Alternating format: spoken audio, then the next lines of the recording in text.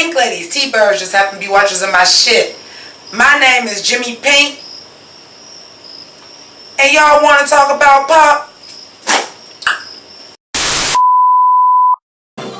I'm sorry.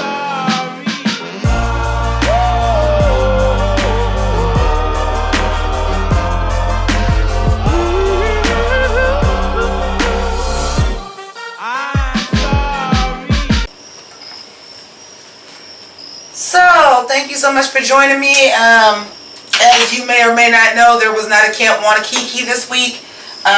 They took a break, so I decided that this was supposed to be the original rollout of the channel, but thanks to Eminem and MGK, this is the second video. But with the proper lighting and everything, or at least I hope, to the revamp of the channel. So, we're going to talk about Cherry Pop. But for my pink ladies and T-birds, I have a short little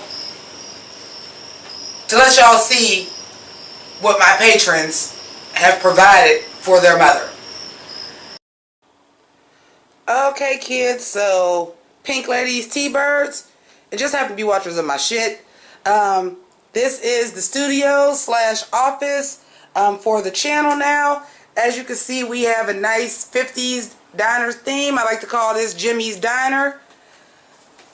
We got a lot of throwback stuff going on here. Records on the wall. Always got to represent my kids, you know. Pink ladies, T-birds. There's a little custom menu I made and designed. I don't know how well y'all can see that. My clock that was supposed to light up and glow, but it doesn't. Some little knickknacks and stuff. Excuse the bottom shelf because everything is not done yet. We getting there though. We getting there. We got some Cracker Jack. You know, the little Coke glass bouquet over there.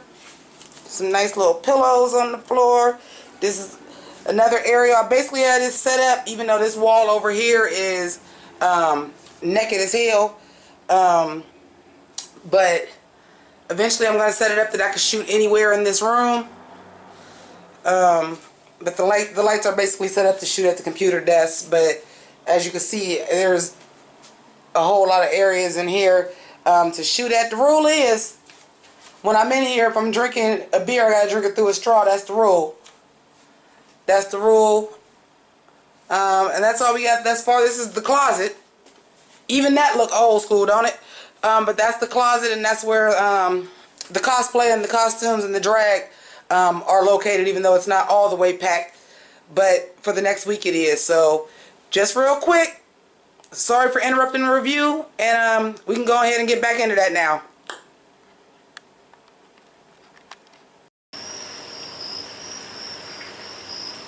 Okay, so that's the whole room, but here's a little glimpse. So, oh goddamn it, I was supposed to move that. But fuck it, it's probably not going to be on camera anyway.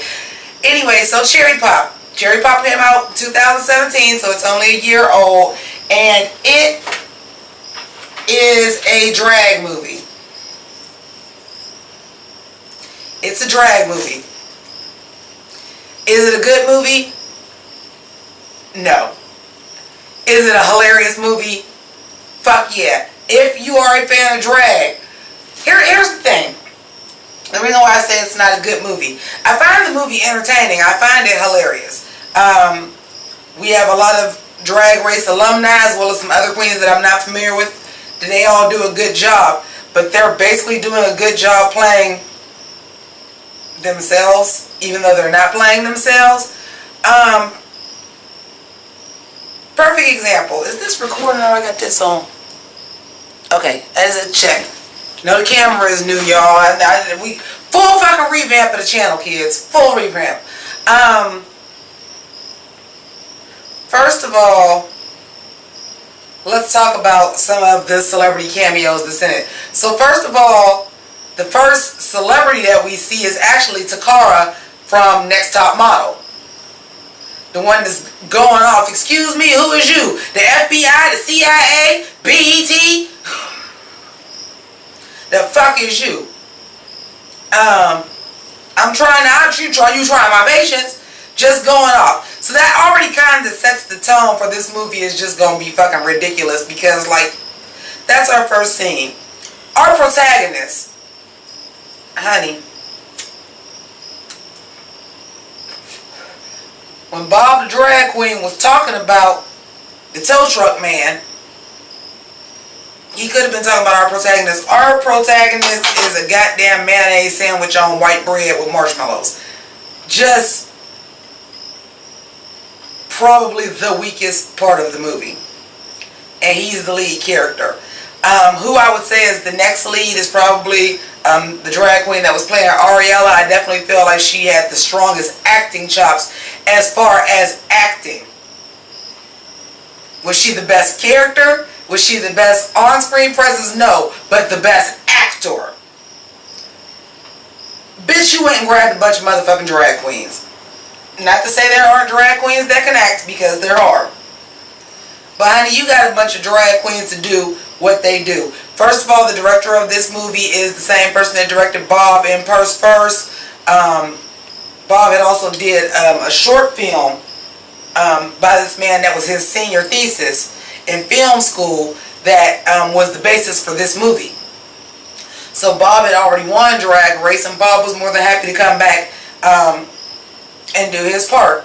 But along with Bob, you have Detox, you have Mayhem, pre-Mayhem being on Drag Race. You have Latrice Royale not in drag. And it was never explicitly said, but he was married to Takara's character. It was never implied if he was on the DL or if he was just straight and just really likes drag.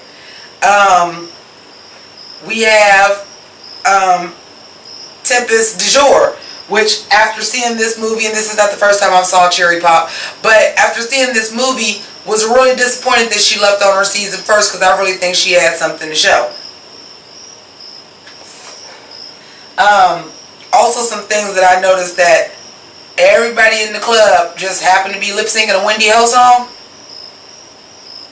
And let me talk about the lip syncs, because let me tell you something, the plot of the movie is generic, it's paint by numbers, it's simple, and I'm surprised more gay people didn't have a problem with this narrative of the great straight savior that the power went out.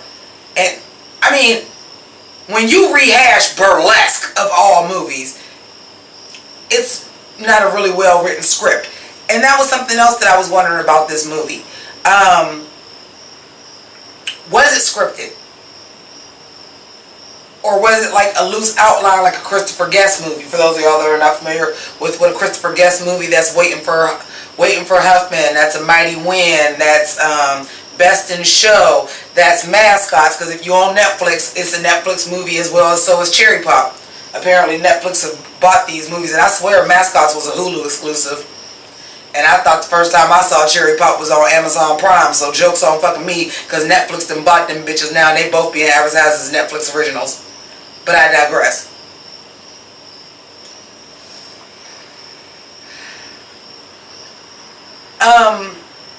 What makes the movie is not the story. The story is cliche, it's blasé.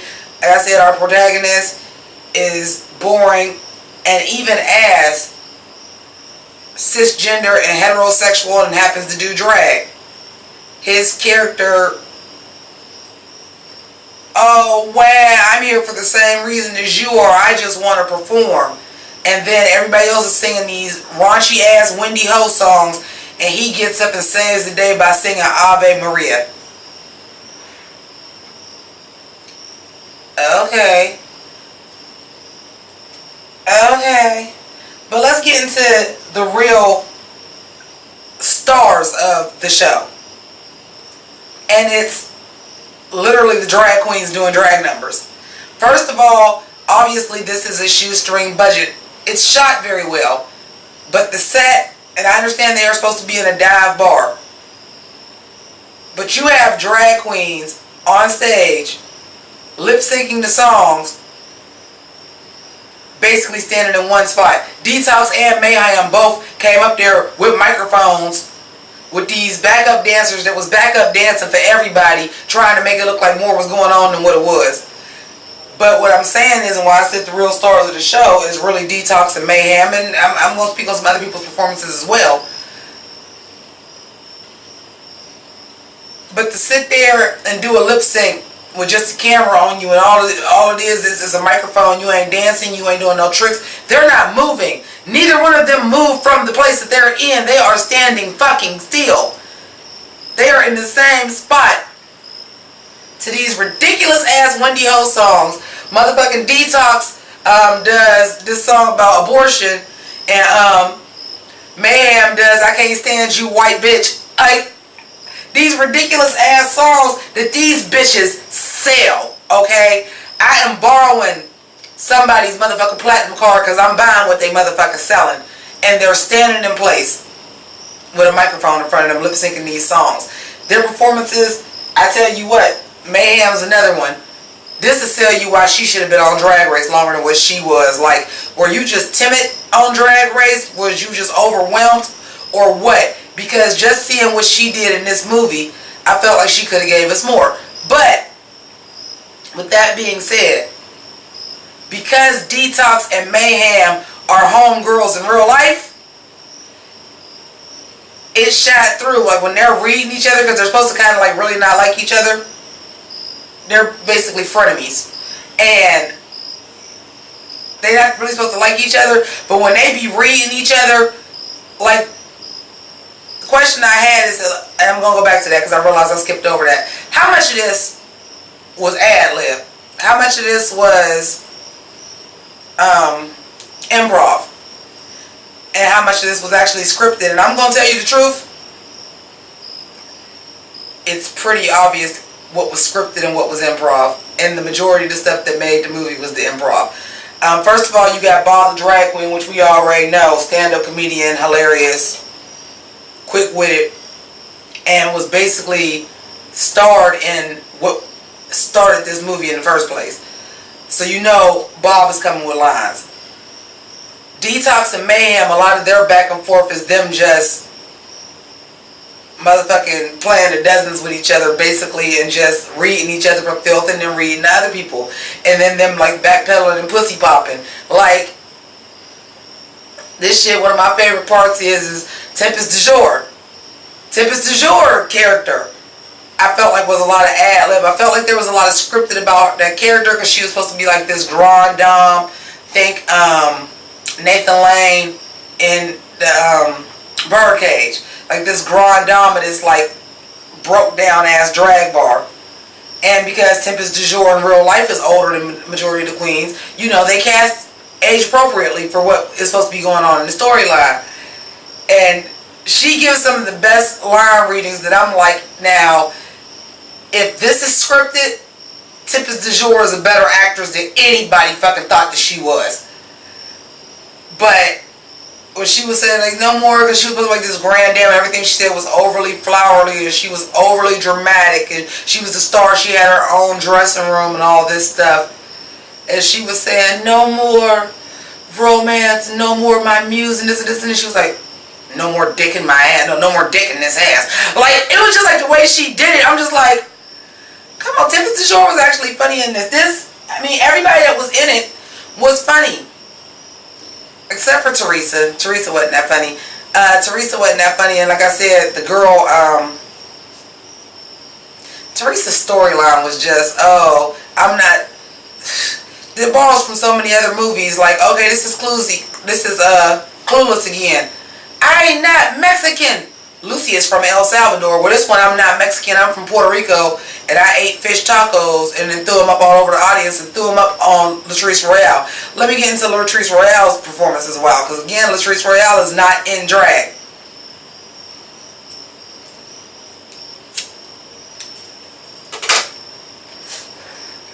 Terry is also supposed to be Butch. Honey, trying to make Latrice Royale seem like he is the trade is not working. But he is supposed to be like this overzealous like fan, comes to every show at Cherry Pop, has a restraining order against him for being there, but they let him there anyway because he always does what he always has to show. And they would just be like cutting to him and doing different stuff. But he was like so over the top, and it was pretty obvious that the majority of him was, we just need some stuff for you to do when it's reaction shots, because sometimes he would be doing stuff that didn't have nothing to do with it. Yup. Like, why are you saying that? How did you know? You're not supposed to be agreeing with that.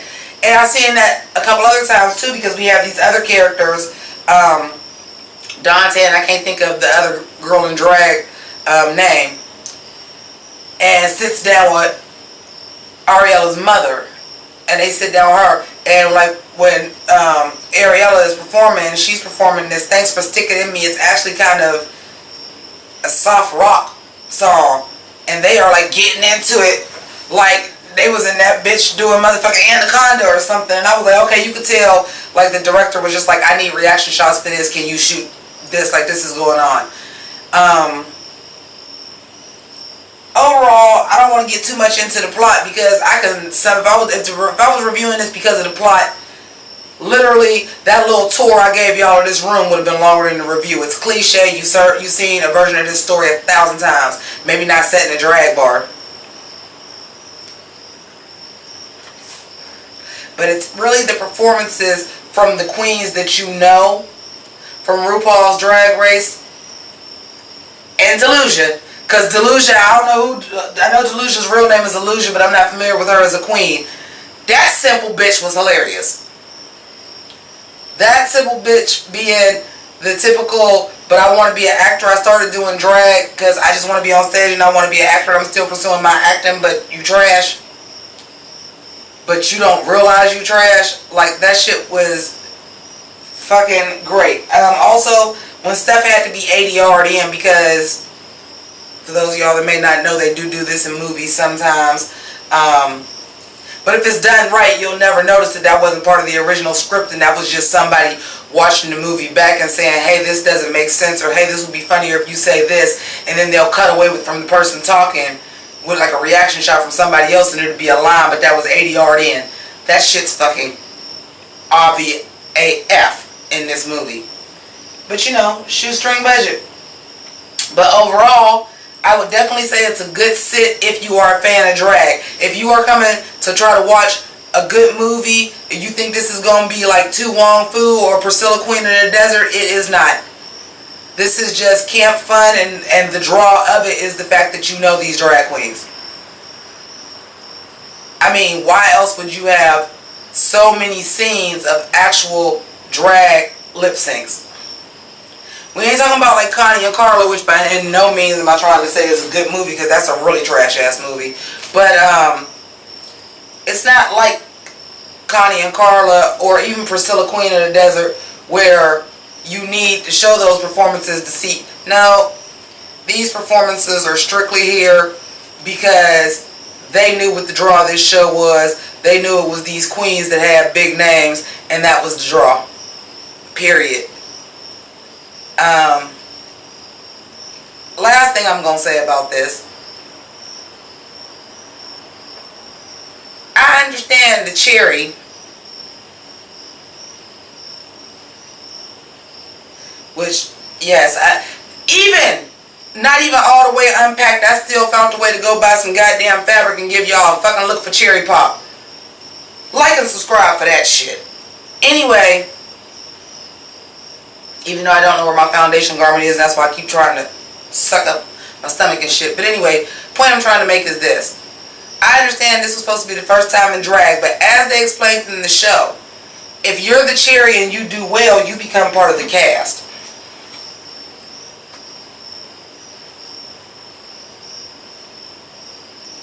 And it doesn't happen that often. It's only like 6 queens in the cast.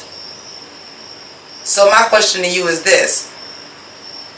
And obviously we see that the cherry is supposed to have been so phenomenal that she is now part of the cast now, because she sang Ave Maria live, and now we're going to change the whole show around her.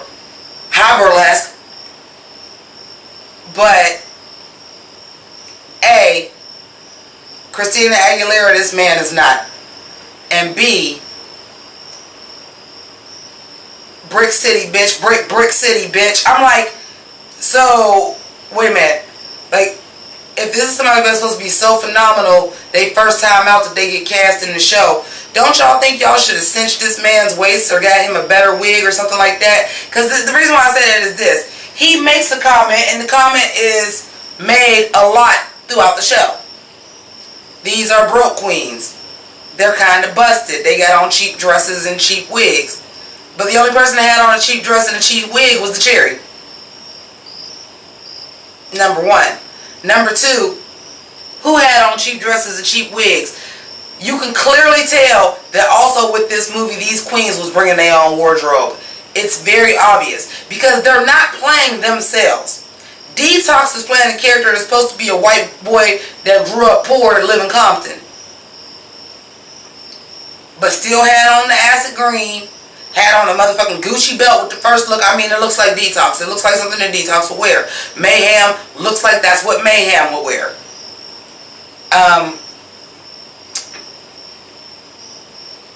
Oh my God. Tempest du Jour looked like that's what Tempest du Jour wear. Bob is the only one that I would say looked a little bit busted. But at the same time too, then you look, it's the scene where she's trying to get the suicide note and she reaching down, she got on Louboutins on. So how is these queens supposed to be busted and broken? This is their last chance. And Ariana's mama had on a fucking Dior necklace. I'm confused by this wardrobe. But again, the reason why is you wanted to make this movie, but basically you knew what it was. The draw is these queens that everybody was already familiar with. And they basically are all, those particular queens are basically all playing themselves, with the exception of Latrice Royale, who is not playing herself and is overacting. Like, it's almost hilarious how, like, overly Latrice is doing, trying to be, like, butched up in a guy. Like, it's fucking crazy. But this is available on Netflix right now, so y'all can go check it out if you've never seen Cherry Pop. And if you have seen Cherry Pop, comment below, let me know, Kiki with your girl, what did you think about it? Is my review spot on? Did I miss some shit? Let's Kiki. Y'all know we about, on this channel, that's what we do, is Kiki. Next Tuesday, we'll be back with Camp Wanna Kiki. I got Sierra Burgess's Loser. That's going to be a good video because, well, you'll just have to watch it to see, but if you are a 90s kid or you remember all those movies where they were doing all the literary remakes, the Cruel Intentions, the Cluelesses, the 10 Things I Hate About You, where they were doing a lot of classic literature reboots, I'm going to bring up some comparisons and how everything from the 90s is coming back and Netflix just jumped on the trend before anybody else. So stay tuned for that. And then season 2 of The Deuce will be back Sunday, and I'll be back Sunday to do that as well. So I want to thank all of you so much for watching my review. Camp Wanna Kiki will be back next Tuesday. I think I already said that. Thank you so much for watching. Thank you to my patrons. Y'all see what y'all do. So now y'all know y'all money is not being used in fucking vain. So anybody else that want to donate and even $1 a month help, you can go ahead and do that. The link is up there somewhere. You can read it. It's also down below. Also down below is, if you don't have to do monthly, is paypal.me. And you can do a one-time donation. That link is down below and up there somewhere as well too. If you do not have the money to donate, or you just don't want to because you're a broke bitch, I understand that more than you know. It's fine too. Please just assist me as much as you can by subscribing to this channel. Become a Pink Lady or a T-Bird and become a member of the House of Grease. And all you gotta do is wait to the end of the video and click Sailor Jimmy. Or you can go down below and do that too. And if you go down there below, you might as well click that bell, hit that notification, so that you know when all the rest of my reviews are up. I want to thank each and every one of you for watching. One thing I do got to figure out in this bitch. It's hot as balls, and I feel like my makeup is literally melting off of my face. So I'm going to go ahead and handle that. Keep it greasy. Deuces.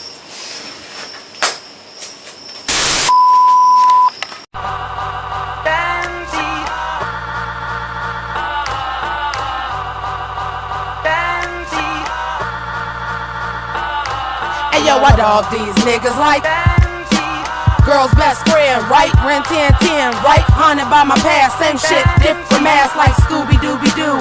Where are you? But I spotted you out like Spud McKenzie. Figured out the game like the Bloodhound game. I thought you was my friend, you broke my heart again. Well, the game done switched. If you a dog, I'm a bitch.